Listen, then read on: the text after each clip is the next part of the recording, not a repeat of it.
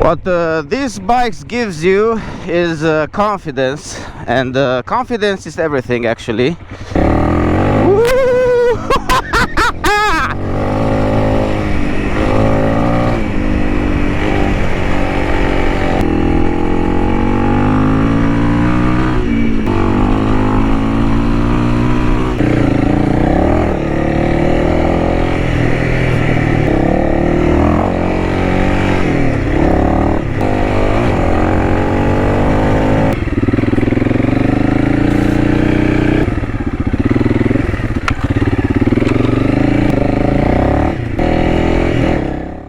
So this is the Honda CRF300L from 2021. I've managed to test it finally on the off-road, try to make an impression about how this bike performs with my riding skills, with my comparison with the Honda Transalp 750, because I'm an owner of the Honda Transalp 750, and after riding this bike I imagine and I saw with my own eyes how easy it is and how much confidence can you gain when you ride a smaller bike, a bike which its purpose is to be able to ride off-road, on-road, a dual purpose bike, very light, very easy, and this helps you, especially if you're not a professional or if you're even a beginner off-road rider. The level of confidence which this bike gives you, it's pretty high. I mean, you have the feeling that you can go anywhere, no matter the surface, no matter the terrain. This bike gives you the confidence you need in order to advance, in order to explore, in order to train yourself, and yeah, I think this is actually the purpose. I was not focusing on the bike because the bike gave me confidence and took out some of my fears, took out some of my lack of courage, and encouraged me actually to advance, move forward. And I was focusing on advancing, on exploring new paths. This CRF300L makes you wanna push it. Sometimes it can become tricky because you might overpass your riding skills, your riding limits. And yeah, it makes you push the throttle, and it makes you, you know, think you're a better rider than you are. With this one, it makes you think you're a better rider.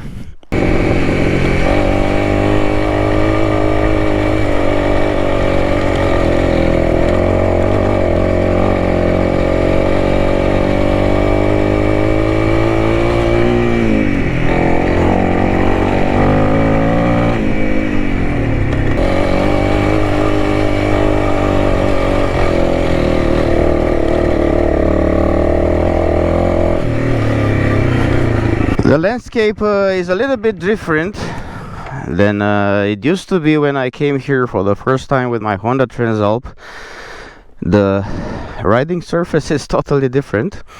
I mean, it's much softer, there is more grass, more vegetation, and yes, it makes a little bit more challenging to ride on, despite the fact that I'm riding this toy.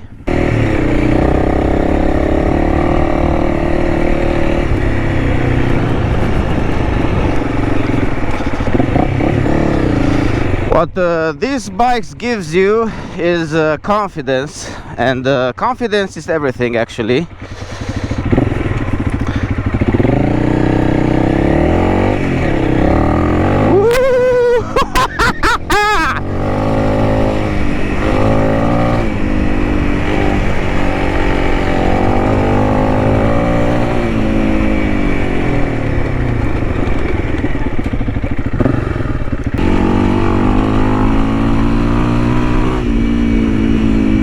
You have actually the feeling that you can go anywhere. You don't get stopped by anything with this bike, and as I mentioned, confidence is everything.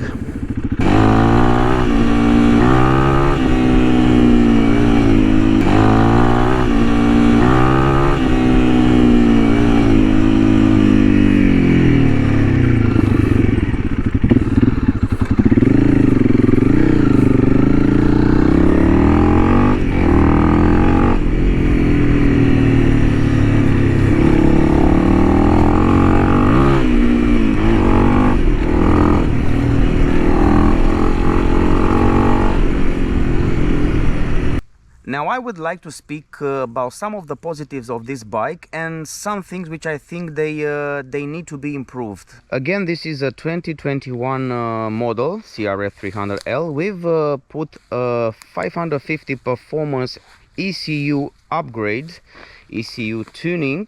We have a video about this topic, about this tuning which we've made. I place it in the video description. The guys from 550 performance tuned our ECU, gave us some upgrades. Now this bike has a little bit more power and torque, with about 18% more power and something around 10%, 15% more torque.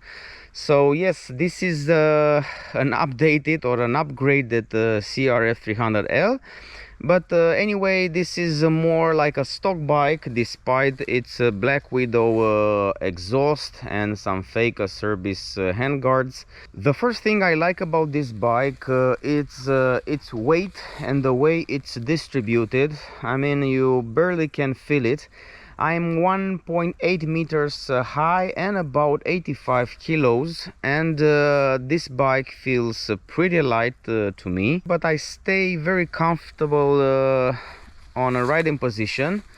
And you can see this seat, this rally seat, it gives you a lot of space, a lot of moving options back and forward. It has a pretty nice shape, and despite its shape, it's very comfortable. I mean, it's pretty soft. It's even softer than we are used at the adventure bikes. Like my Honda Transalp has a pretty bad stock seat, but this one it's quite soft and very comfortable, and it gives you possibility to move. So the riding position, the light of the bike, first impression when you sit on the bike, everything, it's perfect from my perspective as a 85 kilo rider and 1.8 meter high, about 6 foot high. The next big positive which I found is the gear shifting, especially the gear shifting from this bike. It's just perfect. I mean, this bike doesn't have a e-clutch, doesn't have a quick shifter. It's just a basic gear shifter, just a basic gear shifting for the CRF300L, but the gear shifting, it's so precise. Just to mention that I have this motocross boots, and I was a little bit afraid that I would not be able to ride this bike because of the gear lever positioning and the foot peg positioning. But man, the shifting, it's done so precise. I mean, not even once has choked or you know, it was absolutely perfect. And I was riding this bike for many hours, a couple of days, and not even once the gear shifting was so precise. It's incredible. I dare to say that it was almost like a e-clutch, and I'm not exaggerating. It was just perfect. As long as you press the clutch, basically, as long as you press the clutch lever, the gear shifting, it's done perfectly and 100% precise in my case. Maybe it's an adjustment that has been done. Maybe I'm just lucky. Maybe I know how to shift, but I doubt about it. And I would say that a big positive of this bike is the precision of the gear shifting, which is absolutely perfect. And need to mention the gear shifting or the gear ratios are just perfect for this bike. They are adapted somehow to the off-road riding, and they are quite short, and that's why the 550 performance tuning was useful, because it gave a little bit of torque at low revs, and this helps quite a lot because this bike has some gear ratios adapted to the off-road riding. They are quite short, and this helps you, gives you a little bit of torque when you need it at low RPMs. Another positive is the simplicity of the bike. Everything, it's pretty simple, easier access to the air filter. You have a button here for the rear ABS. You can make it on and off. Everything it's simple, everything it's easy access. The fenders, you can take them out pretty easy. Everything it's done in order to help you in case you just want to change something. This for a traveler or for a guy who's using this bike off-road, or we saw a lot of travelers are using this bike on their adventures. And yes, this is one of the best bikes for that purpose.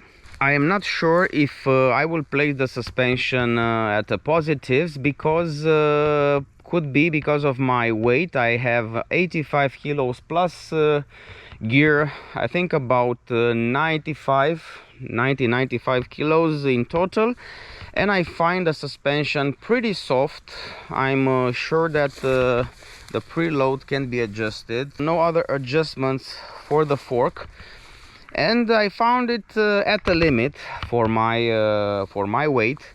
I think this bike deserves a better suspension than the stock one, especially if you're planning to do more off-roads or you're planning to push the bike a little bit. You can check out the rear suspension. It's only preload adjustable. That's it. Let's take a look at the bike, what accessories we've installed. We have the skid plate. It's a black skid plate. As I said, Acerbis handguards. I think they are fake from eBay. And we have a Black Widow exhaust, which is full pipe. And we have Mitas E07 Plus tires, which are pretty good on the gravel, but they get very fast loaded with the mud, and in the mud there is their limit. I mean, as soon as you get in the mud, it's over. You need to clean them very fast in order to continue advancing. So I will not recommend these tires if you're using them for the mud or in the muddy sections. You can get it out, but they are getting loaded very fast and you need to clean them. And this is it, but the rest they offer very good grip on the grass, on the soil, on the wet grass, gravel, not such big rocks. These are one of the most used tires for dual purpose. These are the old Mitas E07 Plus. Now they are called differently. Mitas Enduro Trail, Enduro Trail XT. I have the Enduro Trail XT Plus Dakar version, which are way much better, but they're not so good on the road. They're 80-20. These are 50-50. As mentioned, we have the 550 performance kit. We've mounted the last piece of the puzzle of this kit. Now the bike performs pretty good.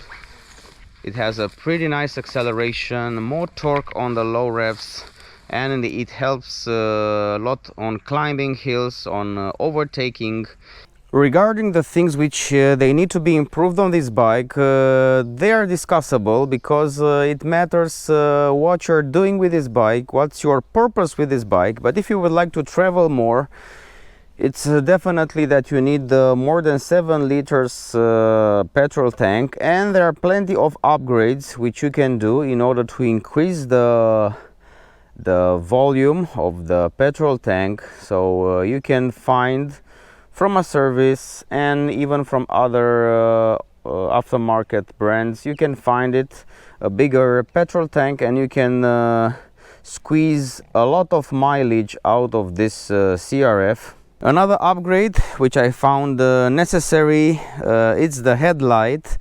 There is a kit, I saw it, and it adds a lot of personality, but more than that, it adds more lightning power, so to speak, and it looks pretty amazing. So an headlight upgrade, I think, is necessary for this bike. And yes, I think this is pretty much everything. I will ride it a little bit more. You can't ride fast here, but it's an enjoyable track. close to a lake. We have some, we call them corcodușe. If you would like to eat or if you like to camp in this forest, you're not gonna get hungry because we have corcodușe. Man, the taste is so good. I was stealing one of those when I was a child. I was climbing in the trees and get one of those. Not one, many of those.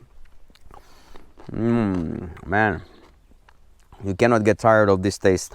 I forgot to mention that the brakes are pretty poor for this bike. They are quite decent off-road, but when you're going on the streets, you need you feel the need for more braking power.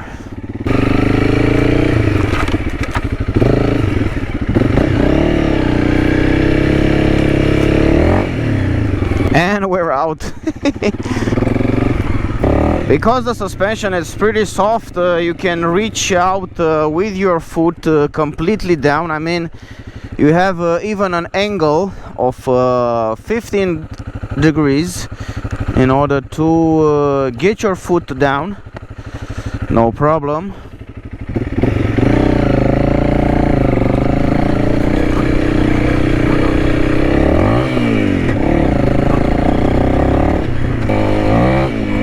We need to clean the tires, but man, it's so fun to ride this toy. Ooh.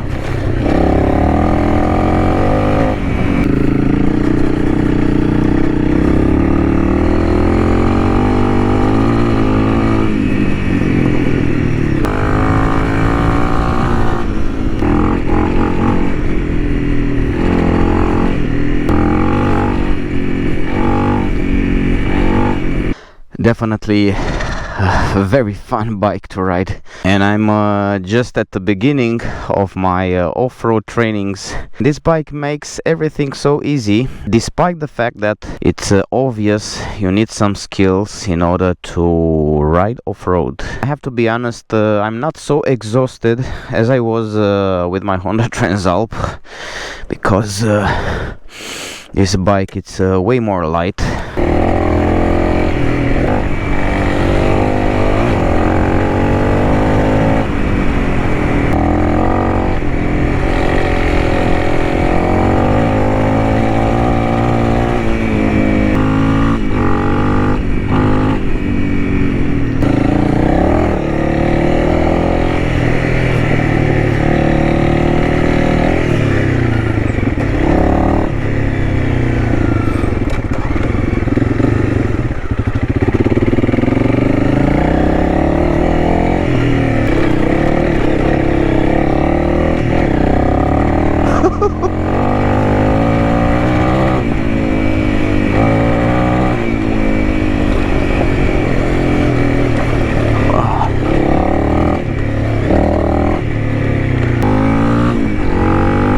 But man, the gear shifter is so precise, the gearbox is so precise, I'm pretty shocked.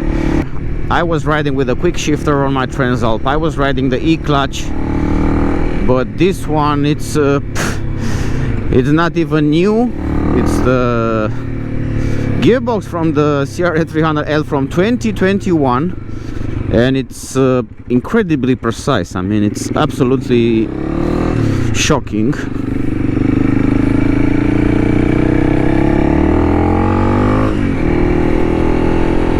As mentioned, the wind protection, it's basically unexisting, and if you would like to travel, perhaps you are okay with that if you're riding with 75-80 kilometers per hour, but if you want to ride a little bit faster, then yes, the wind protection will help.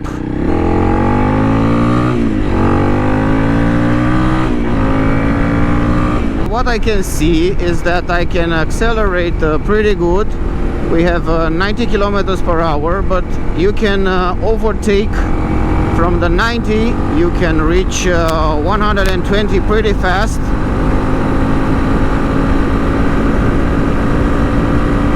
You see, and I think it's enough with a bigger tank, with a nice headlight, with some wind protection. You don't need to have a enormous windscreen, and I think this will do the job just perfect for this bike, because the soft luggage you can use, and this could be one of the most incredible adventure travel machines.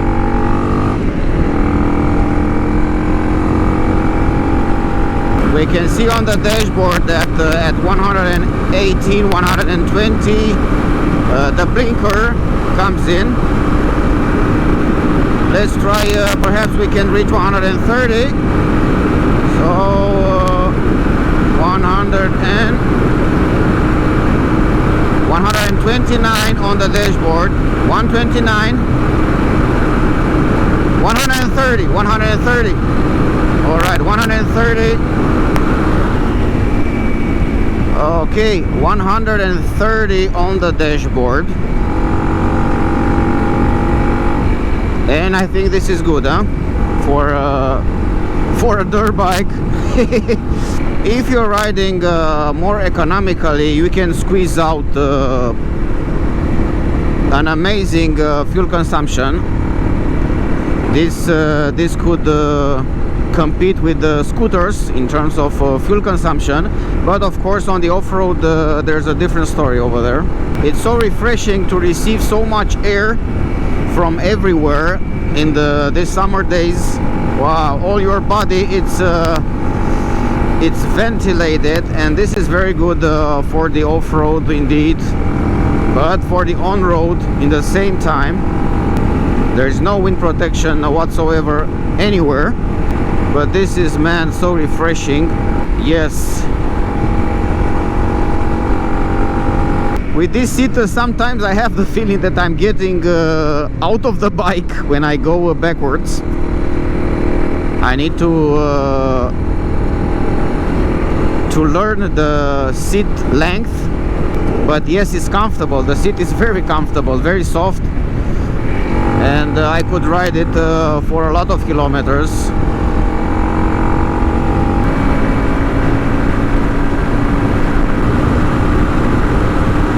It's a little bit too loud for my taste, this Black Widow exhaust.